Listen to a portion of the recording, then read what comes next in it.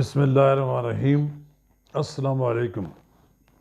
اگر آپ نے میرا یوٹیوب چینل سبسکرائب نہیں کیا تو برائے کرم اسے فوری طور پر سبسکرائب کریں، لائک کریں اور احباب کے ساتھ شیئر کریں تاکہ جب ہم ویڈیو لوڈ کریں تو سب سے پہلے آپ کے پاس پہنچے۔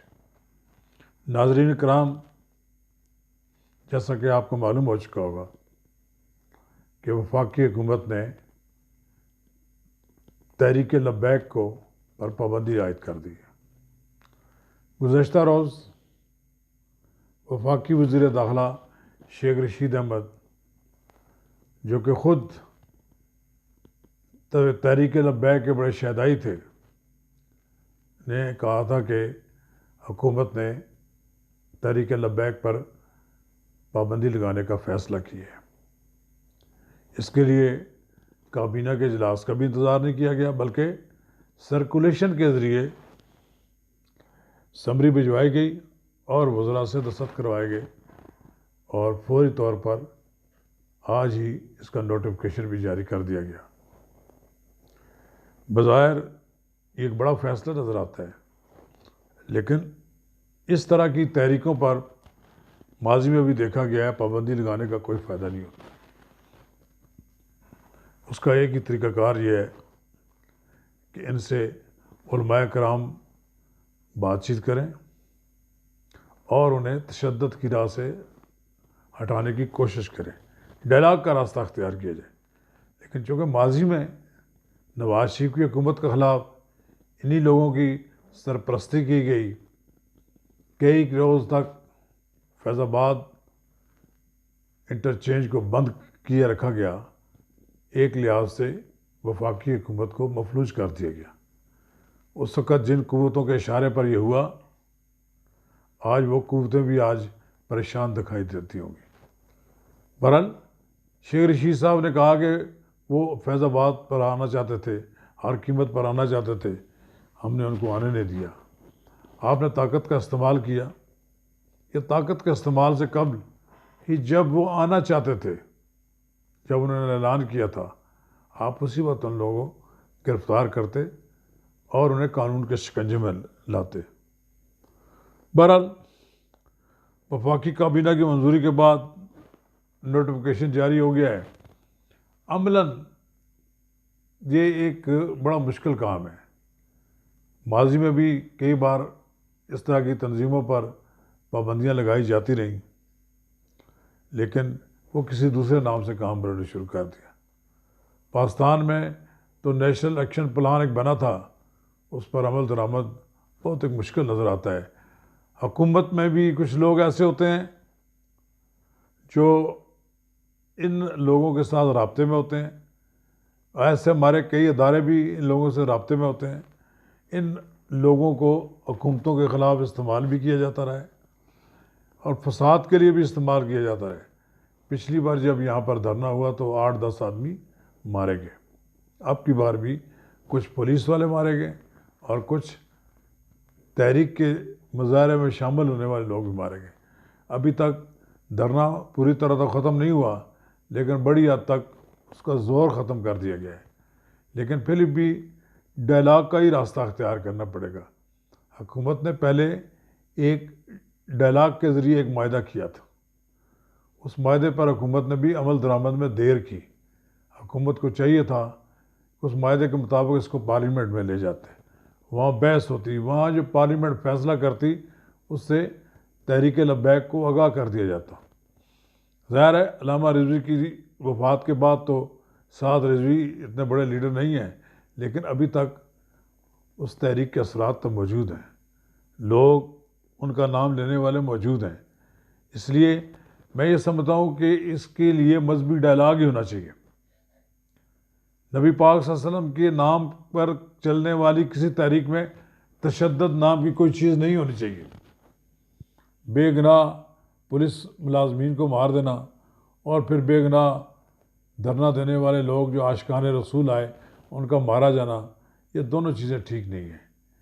تشدد کی کسی صورت میں پاکستان میں اجازت نہیں دینی چاہیے۔ بہرحال اب بھی حکومت کے پاس وقت بھی ہے، تحریک لبیک کی قیادت کے پاس بھی وقت ہے، وہ مل بیٹھیں اور دیکھیں جو کام ہو سکتا ہے، آپ ختم نبوت کے تحفظ کے لیے، خاتم النبیین صلی اللہ علیہ وسلم کی شان میں کوئی گستاخی کرتا ہے، اس کو روکنے کے لیے جس حد تک آپ کر سکتے ہیں آپ کریں، لیکن اس کے لیے ایک راستہ ہے، وہ راستہ اختیار کریں۔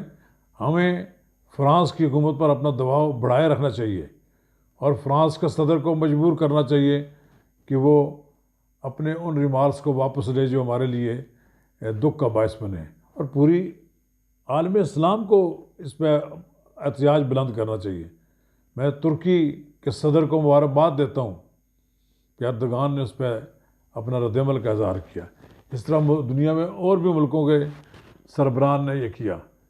پاکستان کی حکومت کو بھی انہی کی طرح اپنے آپ کو اپنے اندر کو جان دکھانی چاہیے۔ بصورت دیگر میں یہ سمجھتا ہوں کہ اس طرح کے اقدامات سے کوئی فائدہ نہیں ہوگا۔ جماعت اسلامی کا رد عمل آیا ہے، لیاقت بلوچ جو کہ سیکریٹری جنرل ملی یکجہتی کونسل بھی ہیں، انہوں نے کہا کہ پنجاب اور وفاقی حکومت نے تحریک لبیک پر پابندی کے لیے غیر آئینی غیر جمہوری طریقہ اختیار کیا ہے۔ تحریک انصاف نے خود احتجاج دھرنوں میں لاقانونیت کی انتہا کی اور قانون نافذ کرنے والے اہلکاروں کو بری طرح تشدد کا نشانہ بنایا، ریاستی عمارتوں پر حملے کیے۔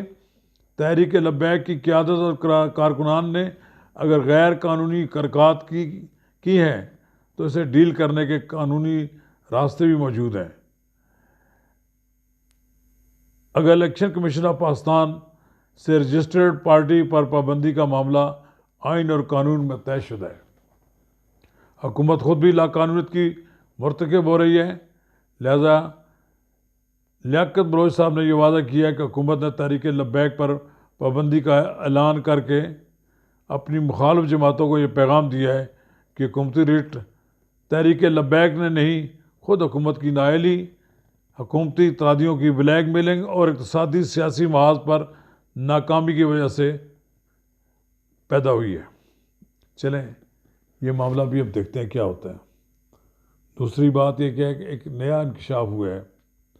امریکہ میں یو اے ای کے سفیر یوسف الطیبہ نے ایک بات کی تصدیق کی ہے کہ خلیجی ریاست بھارت اور پاکستان کے مابین پرامن اور فعال تعلقات کے لیے ثالثی کا کردار ادا کیا ہے، یعنی کہ یو اے ای نے دبئی میں مذاکرات ہوئے ہیں۔ یہ کہا جا سکتا ہے کہ بیک ڈور جو چینل پر جو بات چیت ہوئی ہے اس میں انکشاف ہوا ہے کہ پاکستان اور بھارت کے درمیان تعلقات بہتر بنانے کے لیے بات چیت چل رہی ہے۔ شاید یہی وجہ ہے کہ یو اے ای بھی پاکستان سے اپنی پرانی دوستی کو دہرانے کے بجائے وہ بھارت کے ساتھ بھی مساوی سلوک کر رہا ہے۔ اب دیکھنا یہ ہے کیا یہ کوششیں کامیاب ہو جائیں گی؟ کیا پاکستان کا وزیر اعظم جو مودی کا یار ہے، غدار کا نعرہ لگاتا تھا، کیا وہ کشمیریوں کے حقوق، کشمیریوں کے ساتھ ہونے والی زیادتی پر کمپرومائز کر لے گا؟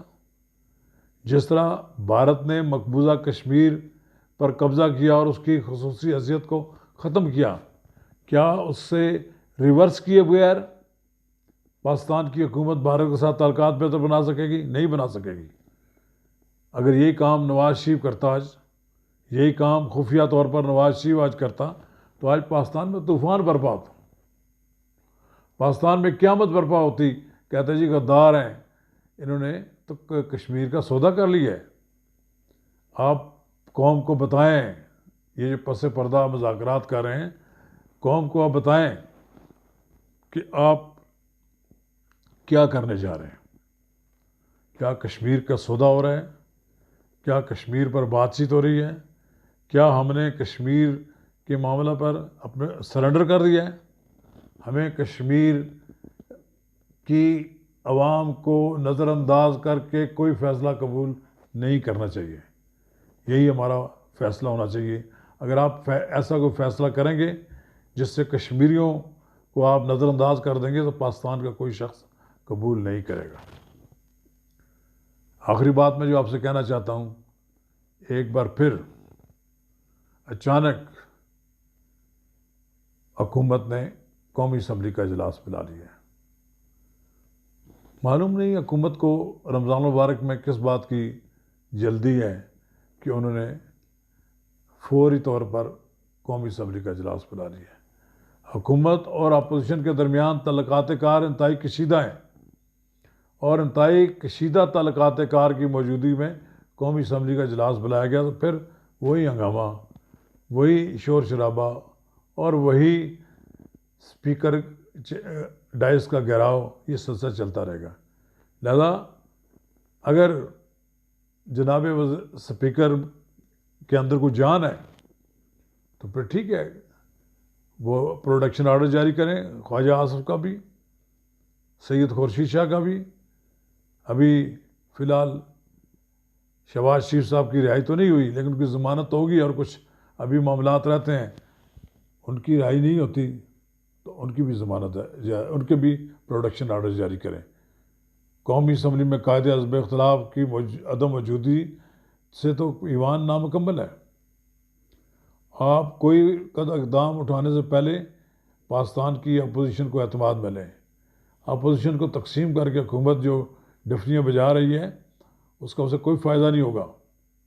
اگر یہ اپوزیشن تقسیم رہی، تقسیم اپوزیشن پہ تو اور بھی زیادہ مسائل پیدا کرے گی۔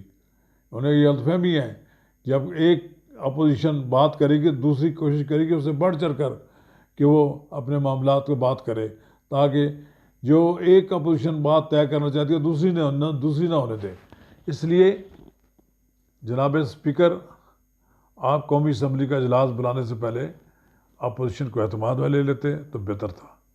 بہرحال آپ بھگتیں قومی اسمبلی کا اجلاس، دیکھتے ہیں کہ اس میں کیا صورتحال ہوتی ہے، یہ قومی اسمبلی کا اجلاس کیا رخ اختیار کرتا ہے۔ شکریہ۔